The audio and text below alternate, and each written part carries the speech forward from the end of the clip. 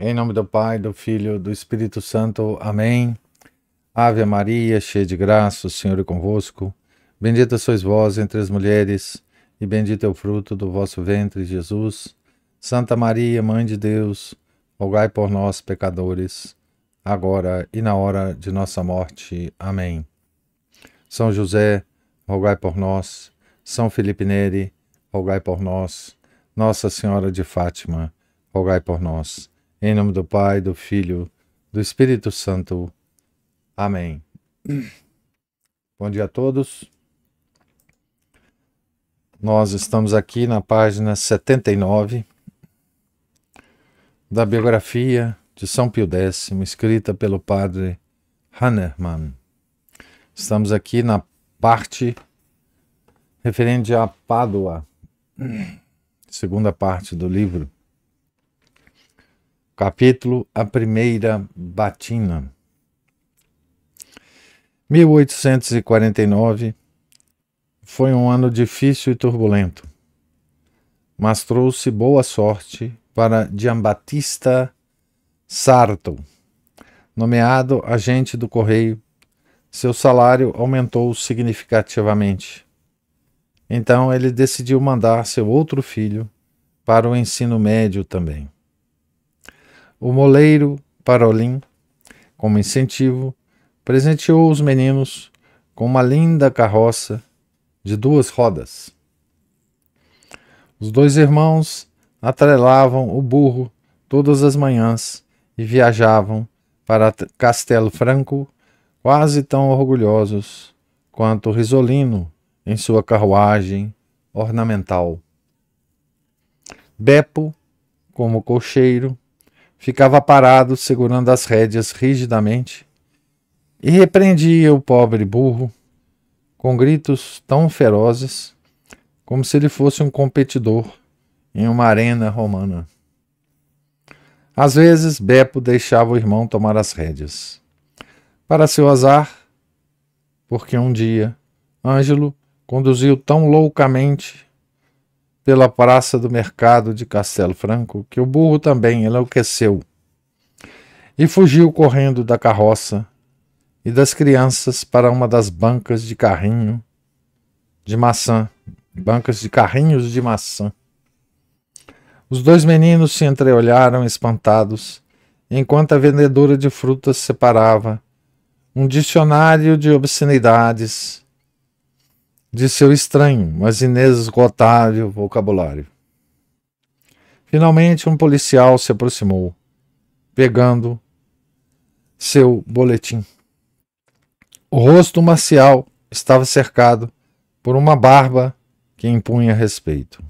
O burro, que segundo Ângelo era o único culpado, estava no local do crime, com a cara de inocente, mastigando uma maçã. Quando a vendedora percebeu, ela começou outro monólogo, expandindo e decifrando o conteúdo anterior. Com licença, senhor, Beppo gaguejou. Este burro enlouqueceu. Qual o seu nome? Interrompeu o policial, enquanto lambia o lápis. Beppo ditou obedientemente seus dados. Então, o carteiro de Riese é seu pai. Vocês são belos filhos. Vou mencioná-los a ele mais tarde. Ameaçou o policial e fechou seu caderno. Bem, vamos. Vocês pararam o tráfego por tempo suficiente. Trafegou por tempo suficiente. As 2 crianças adormeceram rapidamente, sem se desculpar, nem com o tagarela, que acabava de provocar novamente, gemendo, gritando e xingando.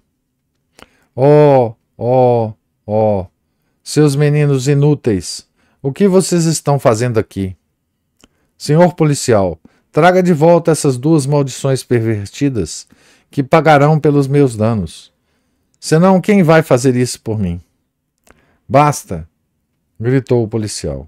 Apenas pegue suas maçãs. O dano não é tão grande, pelo que posso ver. Enfim, Sarto, o carteiro, tem um monte de filhos. Ele acrescentou, quase inaudível. Ele com certeza vai me punir, gemeu Beppo a caminho de casa. Sem chance. Ele não nos anotou. Eu vi. Ângelo tranquilizou, depois acrescentou com olhos brilhantes. Agora eu sei o que eu serei. O quê? Policial. Você ouviu que ele até assustou a vendedora. Então, por que você está aprendendo latim? Beppo perguntou irritado. Eu não poderei durar muito tempo de qualquer maneira. Ângelo suspirou. Infelizmente, o pequeno Ângelo era uma criança muito difícil, como se ele ainda não estivesse pronto para a escola. Por mais que Beppo trabalhasse, por mais que ajudasse seu irmão mais novo a resolver as tarefas de latim, seu conhecimento, quase inversamente, tornava-se cada vez mais incompleto. Beppo já estava no 4º ano do ensino médio. Ele continuou sendo o primeiro aluno da turma, e Antônio Pellizzari foi o eterno segundo. Dom Gaetano Marconi tornou-se o novo diretor. Ele era um homem de coração puro e Beppo logo gostou dele. O diretor retribuiu a simpatia de Beppo, que se tornou seu aluno favorito. No entanto, esse adorável professor tinha uma qualidade peculiar. Para os alunos com quem ele falava, ele acrescentava burro no final. Um dia, Beppo ficou encantado ao descobrir que não era exceção. Giuseppe Sarto, você escreveu um excelente artigo de novo. Não consegui encontrar um único erro nele, seu burro. Mas por que me chama de burro, reverendo? Beppo perguntou protetoramente. Eu disse burro? Não se preocupe com isso, burro. Burro acabou de sair da minha boca. Burro. A classe inteira riu ruidosamente. Ora, do que vocês estão rindo, burros? Sim, eu sou um burro. Eu disse burro de novo. Esse é o meu mau hábito. Burros. Mas prometo que vou superar isso logo, burros. Os alunos seguravam a barriga de tanto rir. O final do 4º ano escolar chegou. Os alunos tinham que fazer o exame no pequeno seminário de Treviso. Em ambiente estranho, diante de professores desconhecidos. Beppo manteve sua posição aqui também. Giambattista Sarto leu com orgulho o certificado de Beppo para a senhora Margherita. Ensino religioso, excelente. Língua latina, excelente. Língua grega, excelente. História, geografia, excelente. Aritmética, excelente. Bem, não poderia ser melhor, afirmou o chefe da família. Mas o que acontece depois? Eu sei que você deveria ir para o seminário, mas não tenho dinheiro para continuar lhe educando. Suspirou Giambattista Sarto e apontou com a mão para o berço, onde a pequena Ana, a 8ª filha da família, cochilava. Sim, eu sei, respondeu Beppo. Deus vai cuidar de você, filho, tranquilizou a senhora Margherita. Ele nunca abandonou ninguém. Vai lhe ajudar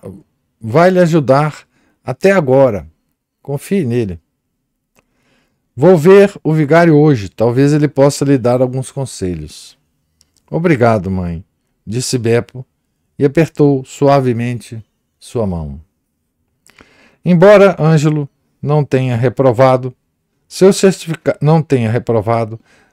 reprovado, seu certificado foi bastante decepcionante em comparação com o de Beppo.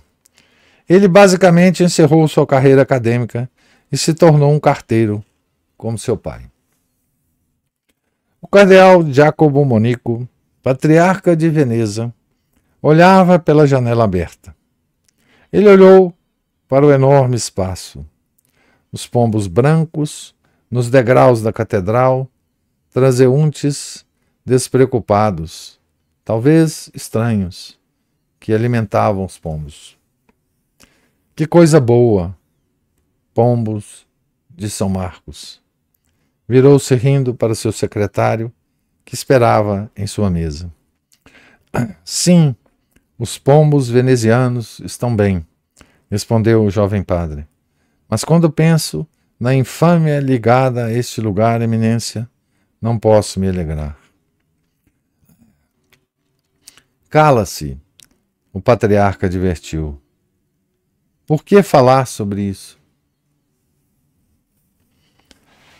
Fazia apenas um ano que a multidão enfurecida havia marchado em frente ao palácio do bispo e exigido a extradição do cardeal em sua fúria frenética.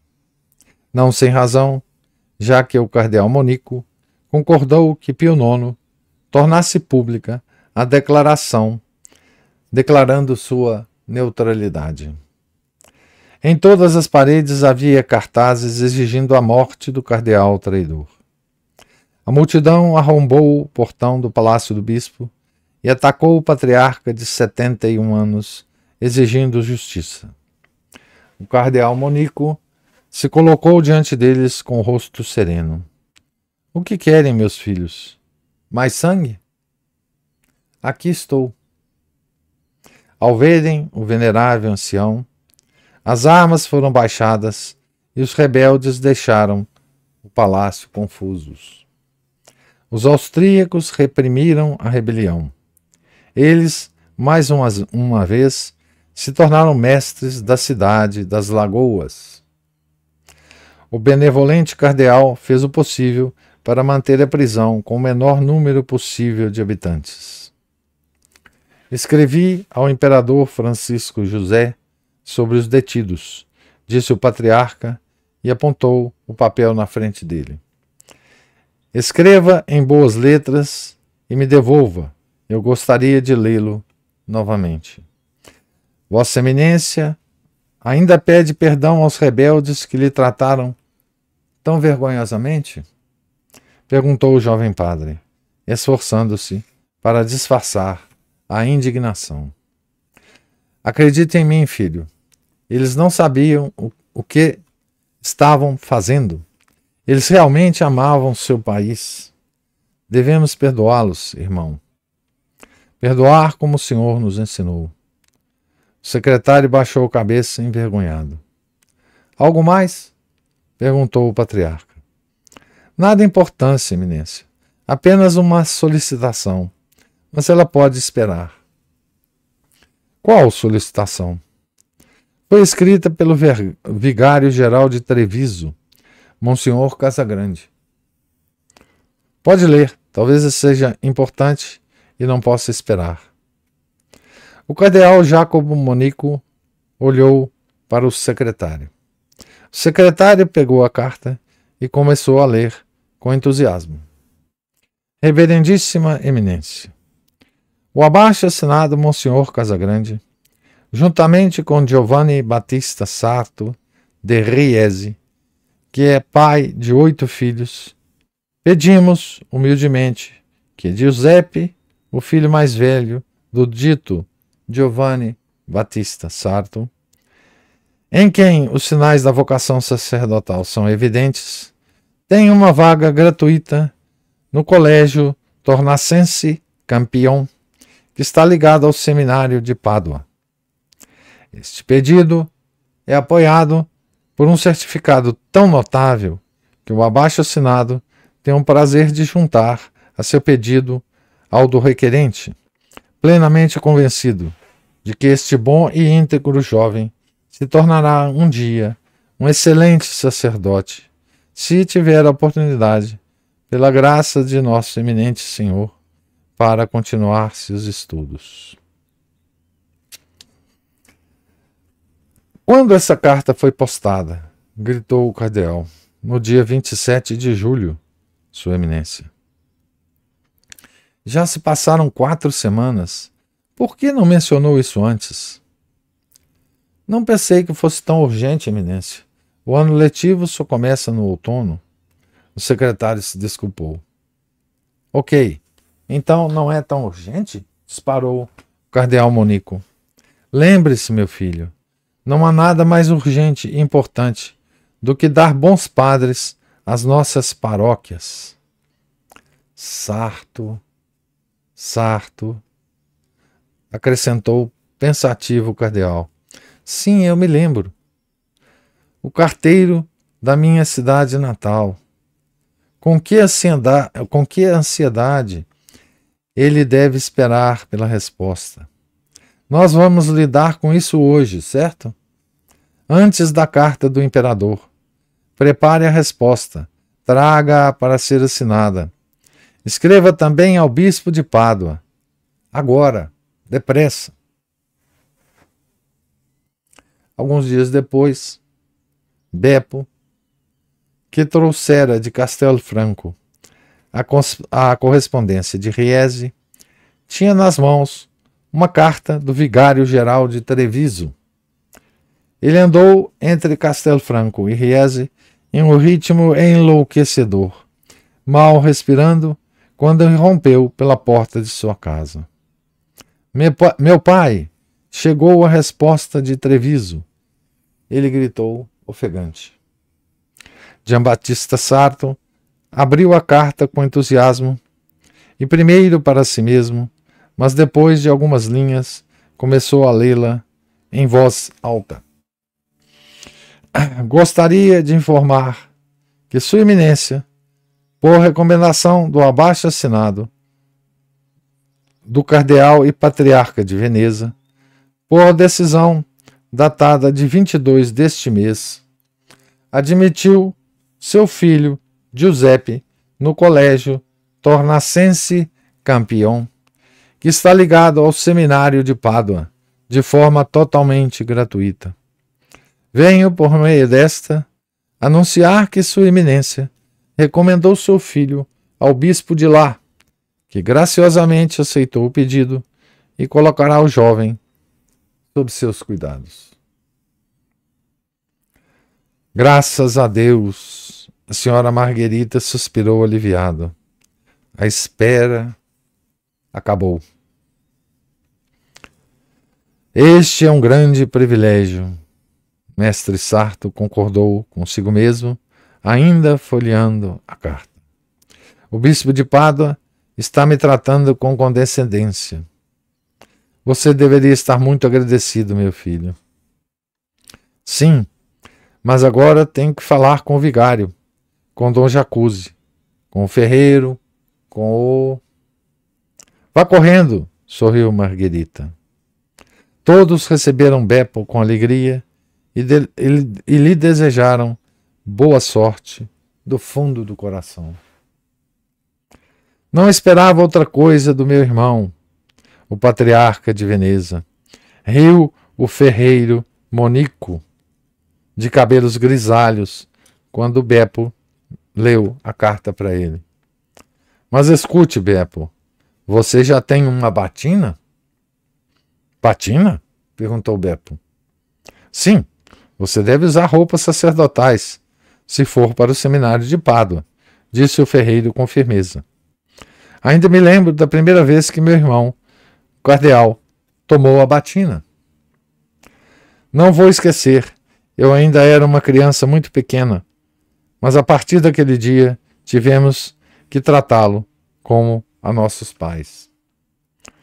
Isso é terrível, Beppo exclamou, enquanto fechava a porta da forja ao sair. Quando chegou à rua, começou a rir alto.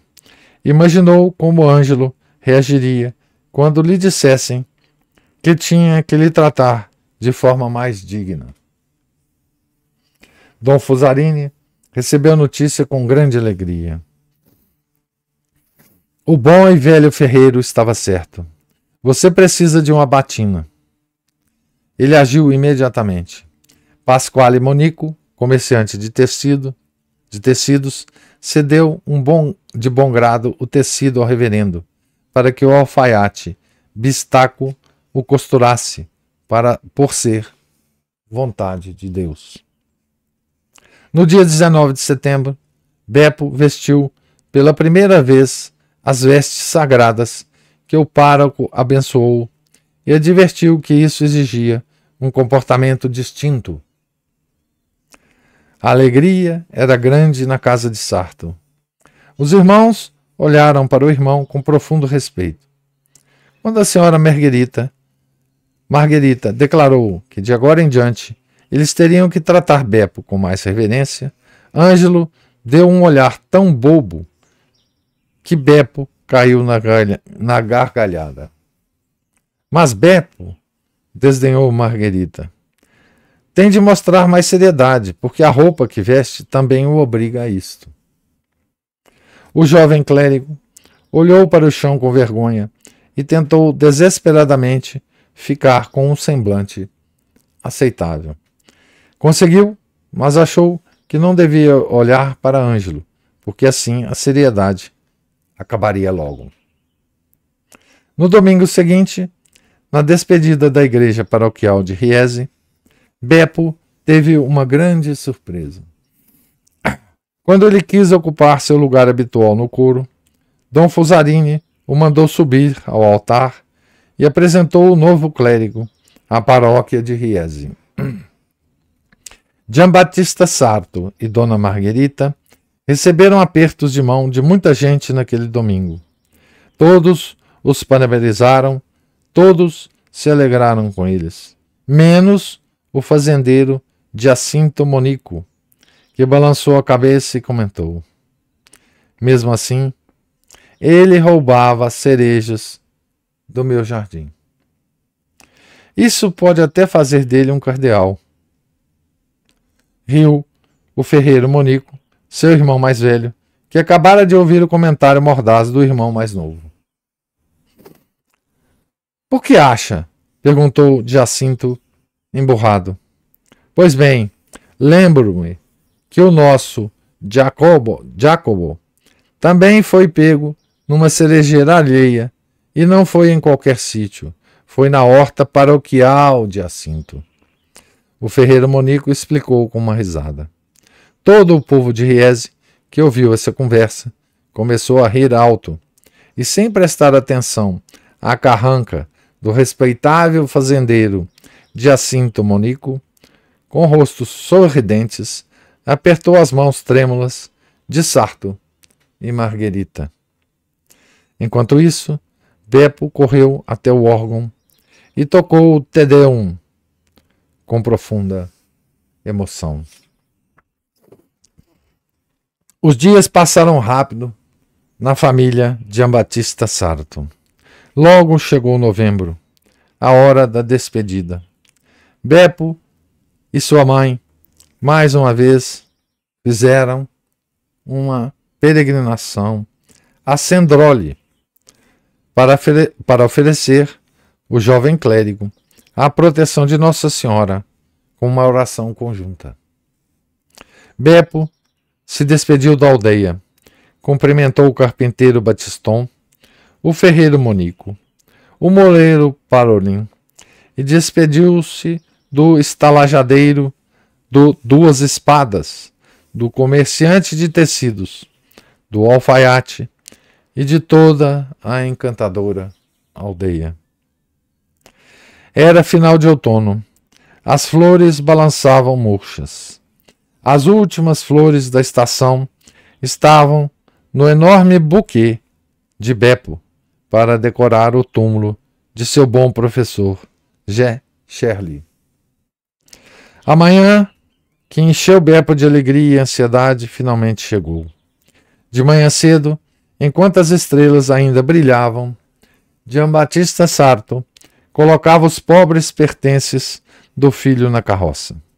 Dona Margherita abraçou seu filho mais velho com lágrimas nos olhos. Ângelo, que assistia à distância a esses difíceis momentos de separação, enxugou os olhos com um movimento rápido e se colocou na frente de Beppo. Agora eu estarei sozinho entre as mulheres, ele murmurou desajeitadamente para mascarar sua emoção e apontou para as irmãs ao seu redor. Ah, mas o papai está aqui também, Beppo tentou. É, ele realmente está aqui, Ângelo disse, um pouco contrariado. Temos que ir, filho, mestre Sarto advertiu. O burro já está atrelado. E a carroça partiu na madrugada escura em direção a Pádua.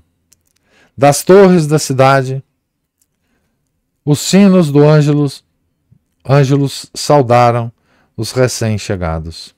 Giambattista Sarto e seu filho, cujo coração batia na garganta quando trotaram pelas ruas de Pádua até o prédio do seminário.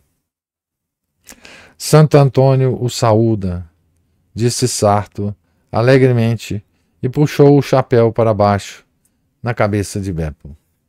O menino assentiu em silêncio. Ele não disse nada, observando as casas de Pádua brilhando ao sol do outono.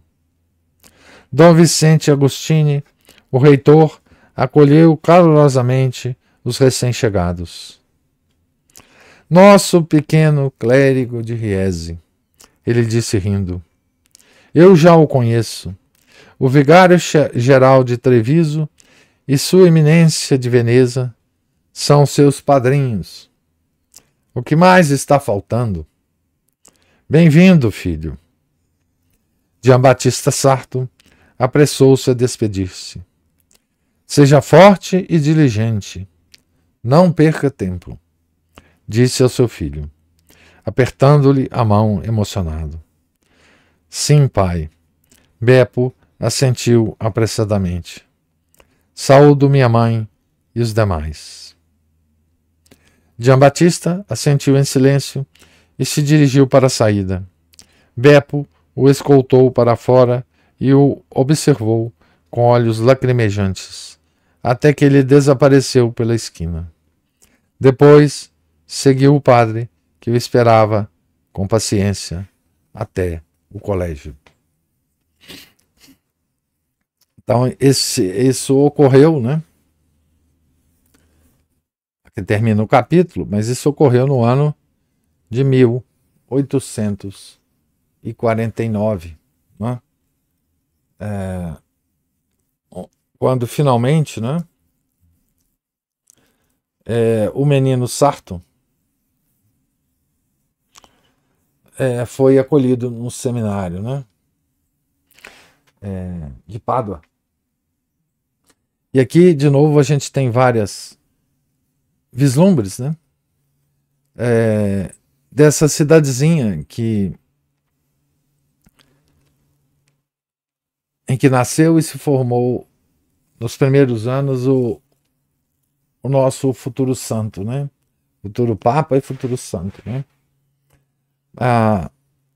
E cidade da qual também veio, né, o cardeal de Veneza, né? Inclusive tinha dois irmãos nessa cidadezinha, né? Um ferreiro e um fazendeiro, né? Então, vários vislumbres da relação entre eles, da relação entre eles e o menino, né, o Beppo, né, da paróquia, dos paroquianos, né, relações que nós só podemos imaginar, né, nós não temos mais essa relação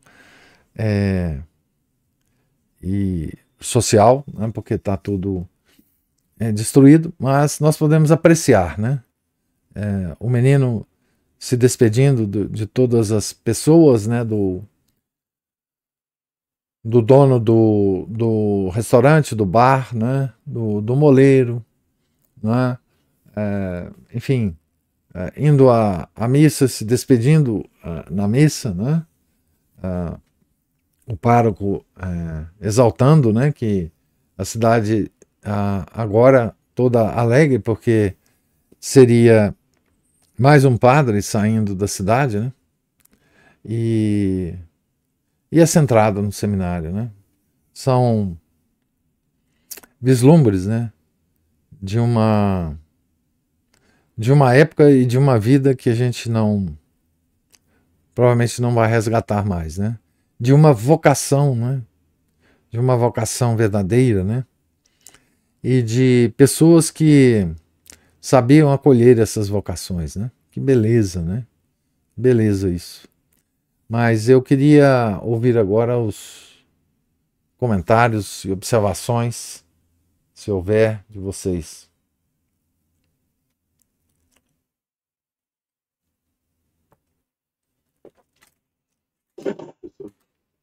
Opa!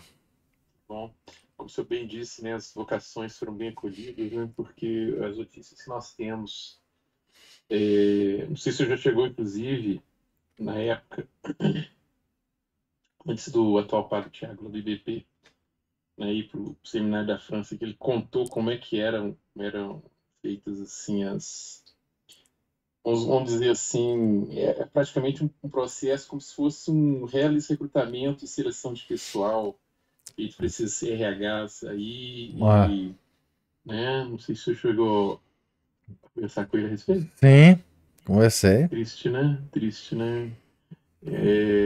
Bom, dispensa comentários, né? Feito por psicólogos.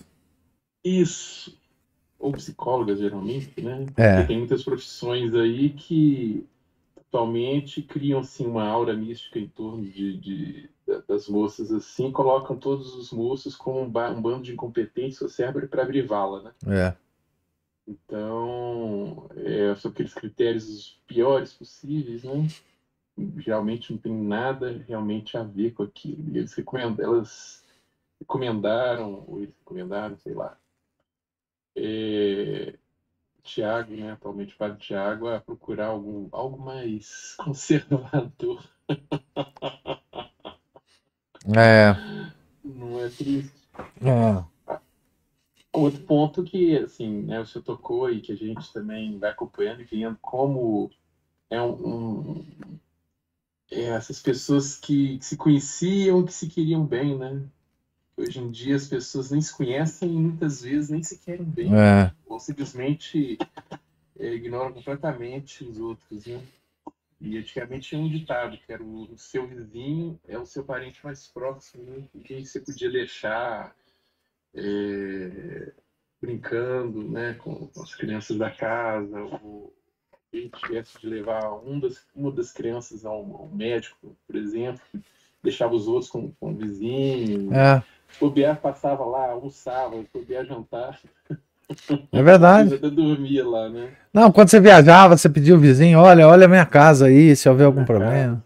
E se a pessoa tinha chave, entrava lá, tirava Tinha? água nas plantas, É, né? isso. Cuidava até do cachorro e tudo mais, se fosse o caso, né? É, é verdade. Hoje, o Biel, o vizinho invade sua casa, toma sua casa, né? Toca fogo nela, mata o ocupante, sei lá. Dá pra confiar. Hoje o inimigo mais próximo é seu vizinho. É, Colui com as Gestapos municipais, estaduais e federais. é, Né? é verdade. Mas depois eu vou ver onde é que fica Pádua em relação à cidadezinha De do Riese, é, não sei se. no mapa. Eu sei que É, eu fica no também não vi, norte, não. mas eu não creio que fique tão perto assim, não. Mas, bom, sei lá, de Veneza pelo menos não fica tão perto, né? Mas é isso. Mas eu acho que era só isso, professor. Enfim. Caso só queira Ótimo. falar mais alguma coisa aí, por favor. Obrigado. Não, obrigado você. Não, eu estava esquecendo de comentar a respeito do boletim escolar de Beppo, né? Vocês vejam, o boletim escolar que está descrito aqui, né? Ele, isso era um ensino médio, né? Certo? Então, tinha 5 disciplinas, né? Ensino religioso, língua latina, língua grega, história, geografia e aritmética, certo? Então, era só isso, não? E claro que o desempenho dele era excelente nessas, nessas matérias, né? Mas, Então, em relação a essa vida, né, que a gente não tem mais, eu cheguei a conviver aqui em Belo Horizonte, na casa onde eu moro, porque eu moro aqui, nessa casa tem 40 anos. Esse ano vai fazer 40 anos. Mas eu cheguei, e tem convívio ainda com um dos vizinhos, mais ou menos nessas bases, né? Ah, eles viajam, eu tomo conta da casa deles, eu viajo, eles tomam conta da minha. Eu tive em muitas situações que eu tinha um cachorro aqui em casa. Outros vizinhos, a gente passava a chave para eles, eles entravam, alimentavam o cachorro, molhavam as plantas. Então, eu ainda tive o privilégio, né? Porque eu moro num bairro, um bairro mais simples, e as pessoas tendem a ter essas relações mais chegadas, né? Então, meus filhos praticamente brincaram na rua na infância deles aqui, né? Com os outros meninos, né?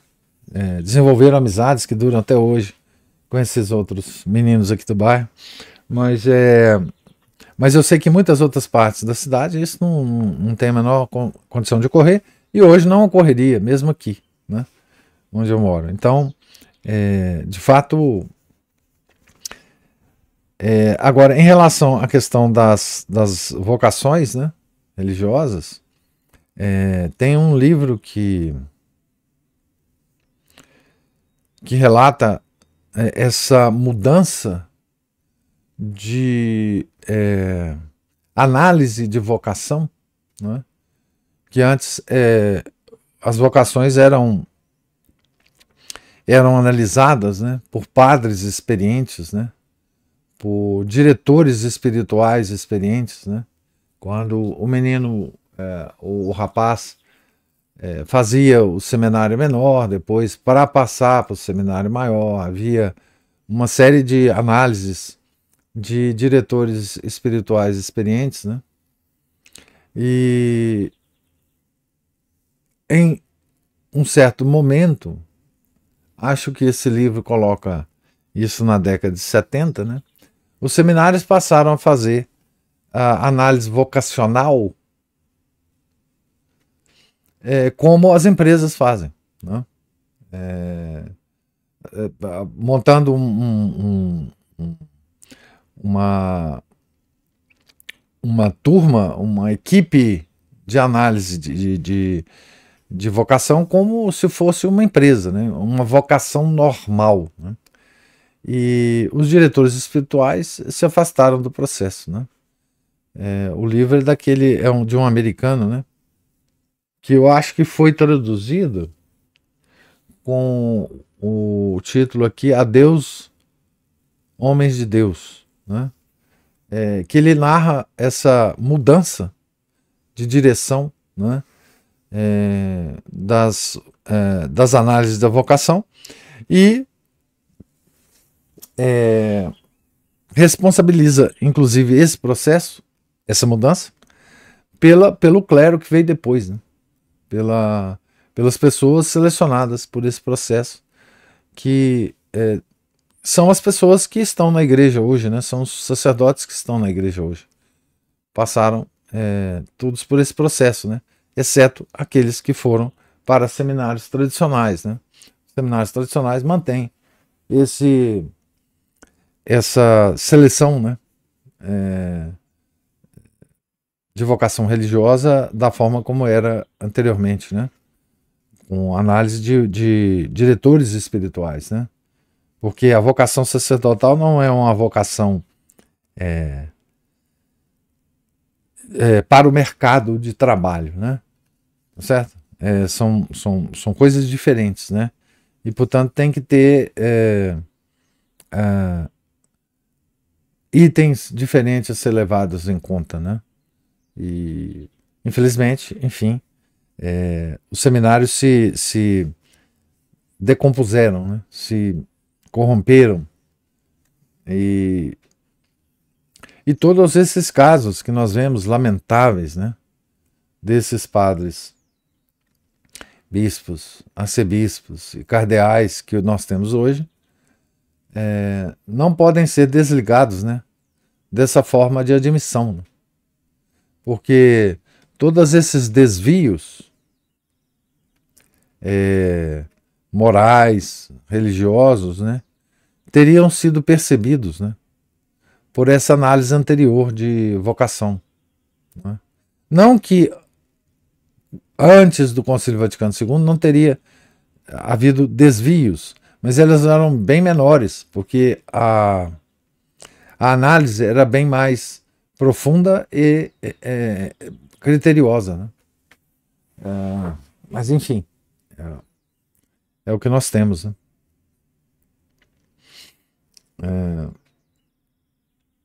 Professor, Sim, como sempre, né, a divindade da ciência, né, sendo colocada no lugar que não deveria estar, né? Ainda mais uma ciência bem corrompida. Cabalística, né? A psicanálise é cabalística, né? Totalmente. É cabala pura.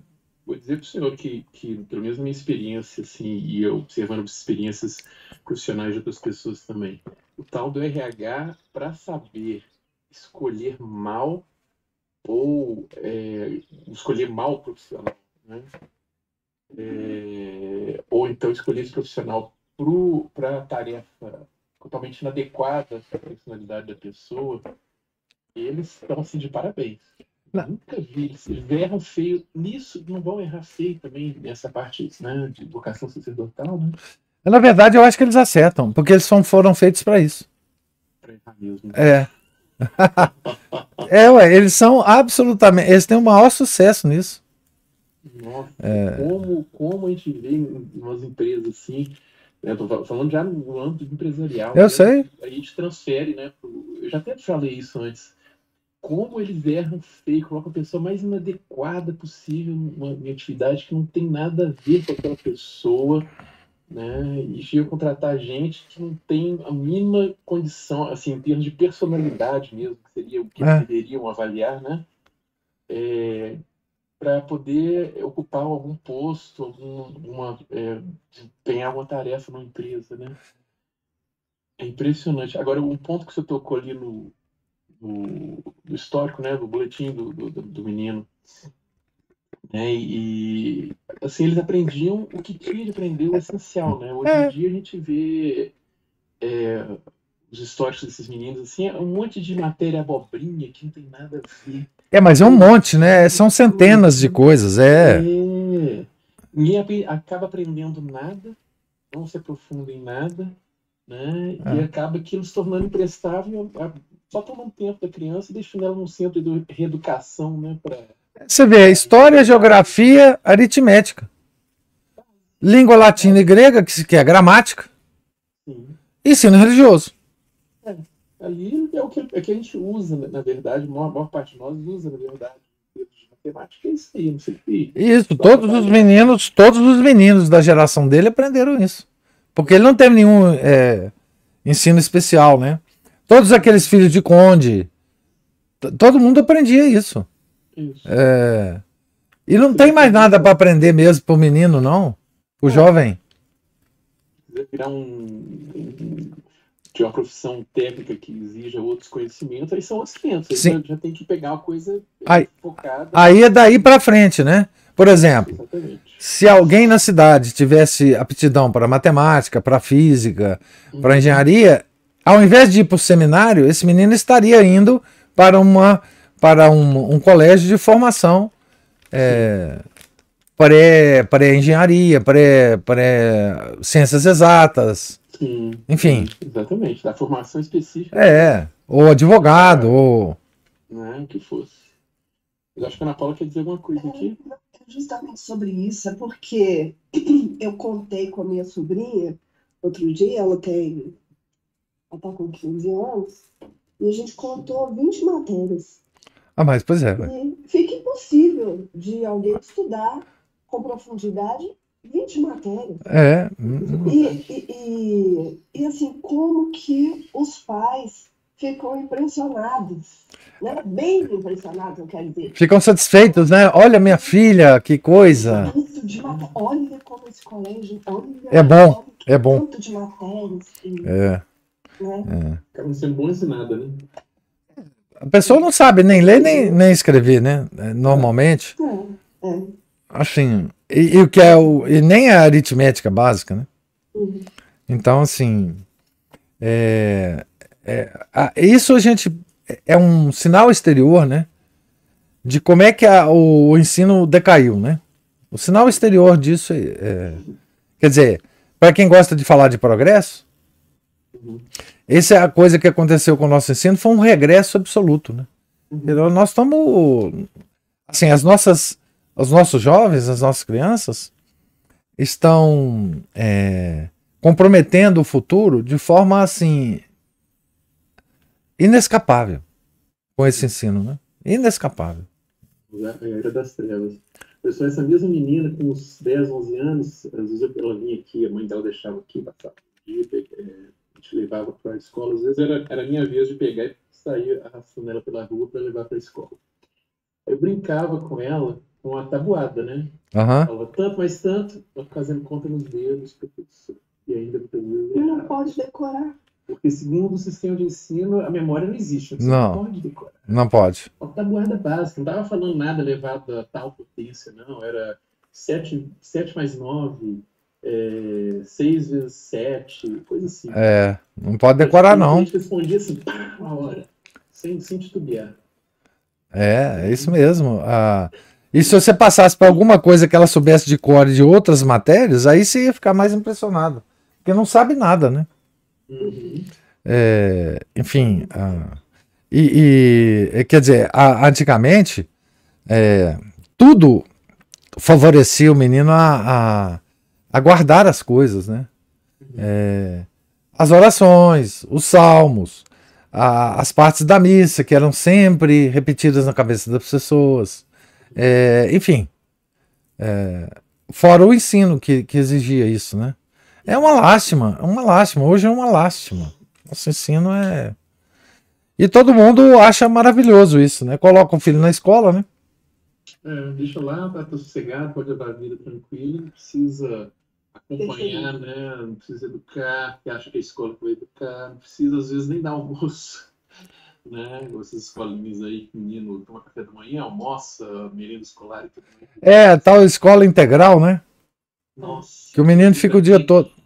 O menino sistema penitenciário ali semi-aberto, eu acho que, sabe?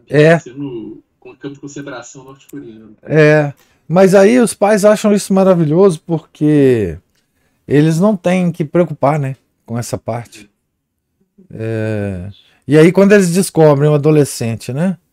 Por exemplo, a adolescente com cabelo cor-de-rosa e falando uma língua que eles não entendem, aí eles começam a se desesperar.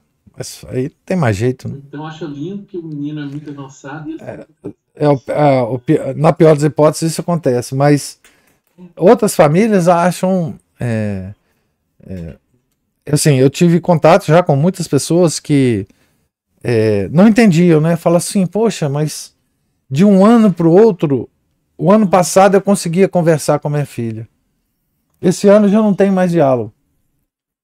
Pinta cabelo e bom, tô falando pintar cabelo para ficar nas coisas mais simples, né? Para não falar as coisas que depois aconteceram com as famílias, né? Mas e aí, enfim, é isso, né?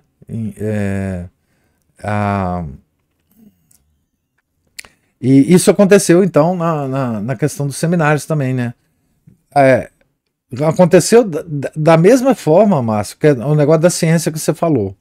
Vamos sofisticar os testes para a vocação de padre, porque as coisas são antigas, esses processos não funcionam mais. Então vamos chamar os cientistas, os psicólogos que estão aí na crista da onda, etc, etc, para fazer uma análise mais criteriosa, porque nós, padres dos seminários, não temos esse saber que esse pessoal tem. Foi assim mesmo, o discurso foi um discurso de louvor à ciência, né? E foi assim que foi introduzido. Né? Precisão cirúrgica e científica das coisas, que aliás não existe, não tem condições Ainda mais tratando de avaliação do ser humano. Isso é uma farsa. Isso é uma farsa. Isso é uma farsa completa e absoluta. Completamente. E mesmo, professor, às vezes na própria administração dos lares, há muito disso, né? As pessoas destronam quem deveria realmente estar conduzindo as coisas, né? Começa por destronar o próprio Deus, né? E começam a colocar no lugar especialistas da televisão e da internet. Com os mesmos argumentos. Cientistas, o mesmo argumento. Aí depois, na hora que os lares estão tudo errado, não sei por que está dando errado. Aí eles procuram uma solução científica para isso também. Aí procura outro mais científico ainda, ou seja, aprofunda ainda mais o problema. Por isso que nós temos que difamar a ciência, gente. É o meu objetivo principal aqui. Eu gostei, pessoal, porque eu já difamo há muito tempo. Não, mas nós temos que difamar. Nós temos que difamar, não tem jeito. Eu já questiono muito. É engraçado que mesmo assim, a gente vai, desde adolescente, estudando, às vezes, histórias, você já percebe assim, gente, mas peraí. Mas isso aqui, que um absurdo. Aí fica eu pensando assim, será que eu sou muito doido que pensa isso? Aí depois, com o tempo, as coisas pioram. Nós descobrindo mais. Nós temos que devotar nossa vida, Márcio, à difamação da deusa moderna, da deusa pagã, neopagã. Ciência é a deusa neopagã. Que tem oráculos, que exige sacrifícios humanos. Tudo isso acontece com as deusas pagãs, né? Né? A gente viu recentemente, nos últimos 4 anos, os sacrifícios humanos que a deusa ciência exigiu, né? Continua fazendo, né? Continua. Obrigado. Obrigado a vocês, gente. Eu vou mandar, tô devendo para a Ana Paula, eu vou mandar o livro para ela a respeito da psicanálise e da cabala. E aí você passa o olho, Márcio, que você vai gostar. Mais alguma observação, algum comentário? Professor. Opa! Tudo bom, né? Tudo. Professor, eu lembrei que há muitos anos, acho que talvez mais de 10 anos, sei lá, eu ouvi não lembro ao certo se era curso do padre Paulo Ricardo, que ele contava que, olha, agora tem tanto tempo, eu não vou lembrar se ele era o diretor do seminário, ou se ele ou se ele estava passando pela seleção, mas ele falava que a preferência na seleção, eu já sei, ele fazia uma seleção, porque assim, o que o seminário tenta evitar? É o maluco, não é, professor? Porque imagino que uma pessoa que se sente vocacionada, você tem ali todo tipo de gente que quer se abandonar, que quer... Vamos colocar, não é uma seleção muito fácil. E ele fazia uma seleção, assim, usando esse critério de se a pessoa tem tendência homossexual e tudo mais. E ele foi perseguido por isso, sabe? Acredito. Porque essa questão da sexualidade na seleção de padres, ela é sensível, né?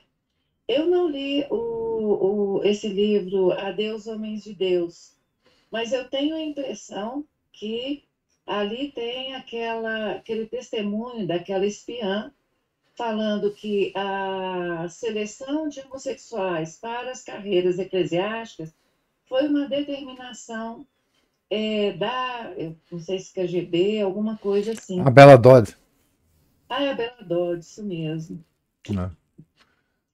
Então, assim, acaba que houve uma instrumentalização, né, dessa seleção. O livro fala exatamente disso, Cristina. Que essa mudança da forma de... Foi exatamente para introduzir homossexuais na igreja. E foi assim que foi feito. O instrumento foi esse. E ele traça o caminho, né? Desde o início, com as modificações e com os resultados, né? porque esse livro é da década de 80. Na década de 80, os escândalos ainda não estavam, né, no nível que hoje se apresenta, né? Hoje nós temos padres que fazem questão de mostrar, de falar de forma afetada. Nós temos o cardeal prefeito da Congregação da Doutrina da Fé. Não precisa de mais nada. O Tuxo Benjamemúcio. Né? Aquilo ali é uma coisa impressionante. Então, depois que isso aconteceu, essas coisas são assim, não dá mais, né? Não dá mais. Porque antes, na década de 80, imagina, lança um livro desse, esse livro fez muito sucesso. Você fala, pô, mas não é possível, isso aconteceu. Tá bom, depois que você vê um cardeal prefeito da congregação do Santo Ofício, que antigamente chamava Inquisição, ser a pessoa que é, aí você já não tem mais. Agora, professor, a gente fica sempre muito sensível, né, com relação aos rumos, né, que o mundo tomou. Mas às vezes eu penso assim, como que é praticamente impossível lutar contra isso. Não tem jeito mais não. Mesmo que a gente tenha essa consciência de que, quer dizer, primeiro é muito difícil para uma pessoa comum, vamos colocar, assim, eu me coloco porque eu falo assim, eu assustei. Olha, meus filhos me colocaram no mundo, vou colocar dessa maneira. Até então, até nascer o primeiro, eu não tinha uma percepção prática dessa degradação, dessa mudança de rumo total, que assim, a gente, quando é adolescente, faz esse discurso todo libertário, né? Como se a gente fosse assim, os paladinos a gente abarca essa. Igual hoje, as adolescentes que estão na UFMG pintam o cabelo de azul e não estão sabendo por quê, não é? Uhum. E acham que é tudo normal, que é desse jeito mesmo, porque a opressão da mulher é uma coisa horrorosa. É uma coisa horrorosa. Ai, meu Deus do céu. Mas a gente também não tem. Eu mesma custava entender, porque eu falava, mas o que é isso que está acontecendo e tal. Isso, em todas as áreas da nossa vida, você depara com situações que hoje não mais, né? Hoje não mais. Hoje nós já temos um vocabulário. Eu acho que a conversão à fé católica te põe a conversão, eu digo segunda conversão, terceira e quarta, te coloca mais centrado. Mas eu lembrei também, professor, de uma coisa muito engraçada que aconteceu comigo, porque no meu trabalho, o Márcio estava falando dessa área de recursos humanos, destruindo as pessoas, e as orientações assim, de mudanças de paradigma, elas acontecem, em primeiro lugar, dentro das instituições, porque as instituições, hoje em dia, elas gozam de uma autoridade, de um prestígio, de uma autoridade jamais visto. Então, se uma instituição pública, uma empresa, altera a maneira de conduzir internamente o comportamento das pessoas, isso vai se espraiando para a sociedade. E uma das coisas que eu, assim, foi sem perceber, mas eu comecei a me sentir, assim, de certa forma, tolhida, foi em relação a recursos humanos. Eu era diretora por muito tempo, foi assim, em relação ao exercício da autoridade. Você tinha que ter uma certa dedos.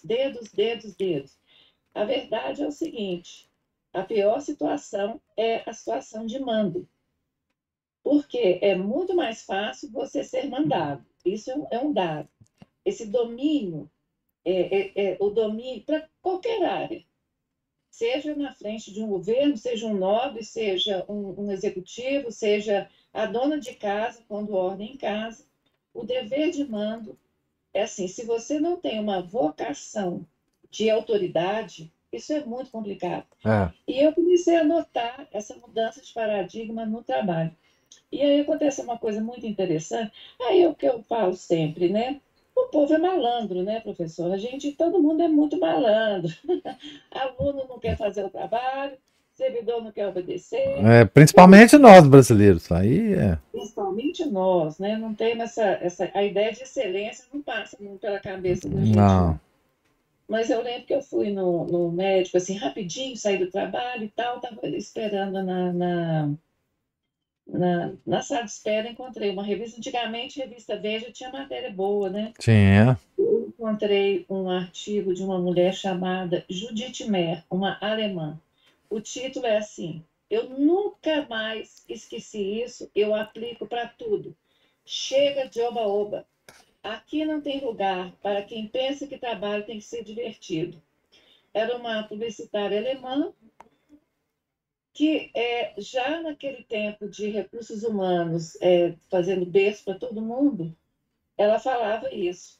Trabalho, trabalho, vida privada, vida privada. Ninguém almoça com ninguém. Não tem caso, ninguém conta caso pessoal no trabalho. Isso para mim foi um achado, sabe, professor? É. Porque essa mulher foi muito criticada, mas ela aplicou isso na empresa dela, deu muito certo. Mas em resumo, o que eu falo, assim, que a nossa luta contra esta mudança de paradigma, ela é muito grande. E, assim... Ela é inglória, não adianta lutar. Não. Mas não, acabou. Agora, a nossa percepção, ela deve ser aguçada para mínimos detalhes. Sim. Porque são nas pequenas... Olha, aquele Theodore Delling-Paul, ele tem uma expressão muito interessante, que ele fala o seguinte: empurrar a cerca mais um pouquinho. Uhum. Minimamente, professor, mas é minimamente. É aquela pequena concessão que você faz assim, você tem uma regra. Tal coisa não pode ser feita. Aí aparece alguém que eu falo que é o imbatível. O imbatível fala assim: não, mas para os idosos. Não, mas as crianças de colo. Os bebezinhos. O bebê dá uma... Então, assim, aí vem uma exceção. Mínimos detalhes. É desse jeito que você empurra a cerca um pouquinho. Porque, afinal de contas, existem as pessoas pobres, coitadas, que elas não se enquadram nisso e que nós temos que ter muita empatia. Exatamente, exatamente. Né? Então, a regra é o seguinte: vamos aplanar o mundo para que todo mundo consiga andar. Então, não pode ter Everest, não pode ter buraco na rua, não pode ter degrau, porque... Então, assim, o mundo fica insuportável, não é? Vamos ser duro igual aí o Beppo, né? O Beppo não era brincadeira, não. Não conheceu nada desse cara aí, como é que chama aquele revolucionário que fala da ternura no coração? Que ternura no coração? O famoso Che. Che. Ai, que endurecesse, mas tem que dar, como perde essa ternura logo. Nosso querido Che. Senão fica difícil, a vida fica insuportável. Fazer rampa para tudo quanto é lado, não dá, não. Mas você sabe, Cristina, que isso está já institucionalizado, né? Aqui o Márcio e a Ana estão falando aqui, é a mentalidade mimadora e cheia de privilégios, minando a excelência. É exatamente isso. Mas você sabe que essa coisa de você empurrar a cerca um pouquinho é muito antiga. É muito antiga. Eu vou te contar como é que isso é antigo. Em quase todas as grandes heresias que atacaram a igreja, depois que a igreja definia a heresia, dava nome a ela, explicava a heresia para todo mundo e condenava a heresia, passava um tempo em que todo mundo abaixava a cabeça, né? Inclusive os hereges contumazes, e ficavam quietinhos. Mas aí surgia um fulano que dizia assim: não, tudo bem, nós achamos que a igreja está certíssima. Mas tem um detalhe aqui que é esse. Tá. E aí se criava uma heresia diluída, para a qual aqueles decretos anteriores não faziam referência. Era a mesma heresia condenada, mas diluída. Era o semi-arianismo, semi-pelagianismo, semi-catarismo. Mas como a igreja não tinha usado palavras definidoras para esses semis acabavam sendo alimentados ao longo do tempo. Então, com a própria condenação do erro, os errados aprendiam e arrumavam uma forma de burlar. Então, assim, essa coisa, assim, e a força que você tem que ter, a autoridade tem que ter, para voltar a condenar, voltar a dizer que aquilo estava errado, voltar a dizer que aquilo é uma heresia diluída, e condenar de novo, e mais condenar, e etc, etc. Isso é uma coisa que só a igreja tinha, né? Bom, agora não tem mais, né? Mas, então por isso é que eu não acho, eu não tenho a menor esperança humana de que haja a menor possibilidade de volta atrás. Por isso que eu gosto de ler, né, nessas biografias, né, e contemplar, né, esse modo de viver antigo, esse modo de entender o mundo antigo, né, esse modo de viver a nossa religião, né, de colocar a nossa religião onde ela merece, né, que é em todos os momentos da nossa vida. Como fazer isso? Né? Como que o fiel, leigo, sem grande intelectualidade, nas épocas passadas, colocava a religião católica em todos os momentos da vida? Nós não sabemos mais. Nós não entendemos mais essas coisas. Por causa da loucura do mundo, né? E é uma pena, né? Uma pena. Porque nós perdemos a parte mais bela da vida, né? A mais fervorosa, a mais calorosa, né? Que é colocar a religião católica, né? Nos momentos da nossa vida, né? Como tratar os problemas de forma católica, como encarar os grandes desenvolvimentos humanos de forma católica, né? Como, enfim, é uma lástima, mas isso eu não tenho mais esperança de que a gente consiga, no nível, digamos, social, né? A gente pode tentar no nível pessoal, familiar, comunitário, e aí a gente pode ter mais ou menos sucesso em relação a isso. Mas no âmbito social, político, esquece. Eu não tenho essa esperança mais, né? Infelizmente. Professor, então, apesar da tradução que a gente está enfrentando, não sei se o senhor tem alguma percepção dessa tradução que a gente está lendo agora, mas apesar dela... Tem uns errinhos, né? Mas apesar disso, eu falo que, enquanto o senhor está lendo, essa ideia de que houve até, pelo menos, né, essa época de São Pio X, a gente tem essa ideia de como a vida era, apesar dessa convulsão política, já está tirando as pessoas, né, porque aí já começa uma bagunça na cabeça das pessoas. Mas quando a gente vê assim, a mãe e o filho enfrentando o frio para fazer uma devoção, e a gente tem essa ideia, né, da centralidade da vida das famílias na fé, né, na fé.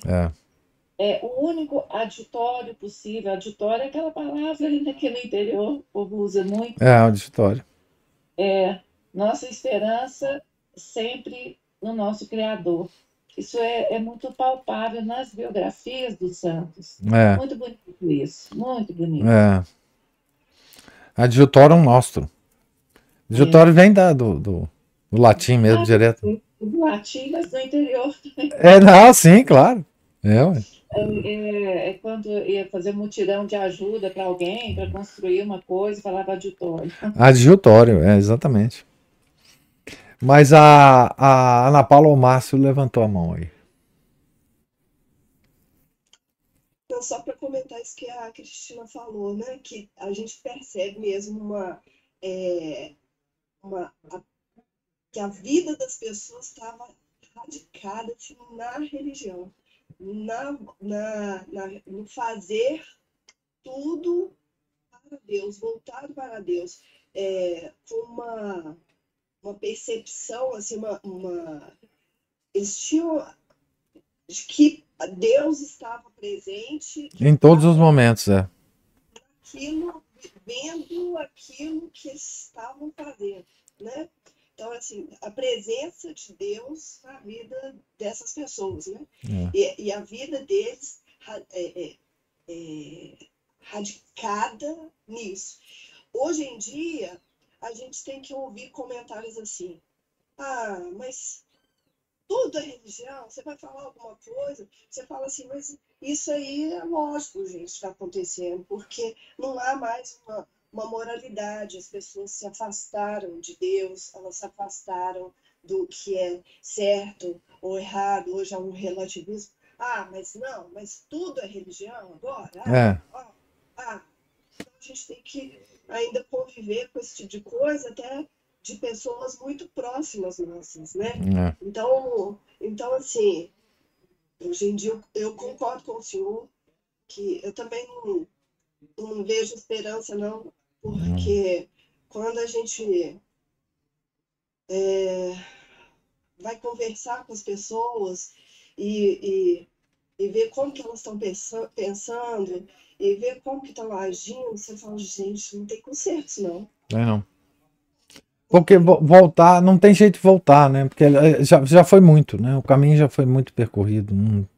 Não há maneiras intermediárias. Porque se tivesse ainda um intermédio entre o que nós somos e o que nós fomos, esse caminho poderia ser percorrido se tivesse um caminho pequeno. Mas o caminho foi tão grande.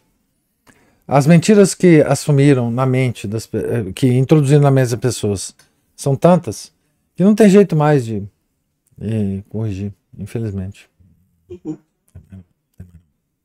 Não. Estamos numa situação lamentável, né? Quer dizer, porque nessa época, né? Mesmo nessa época, século XIX, essa família, né? E as famílias daquele lugarejo, elas não só tinham uma vida religiosa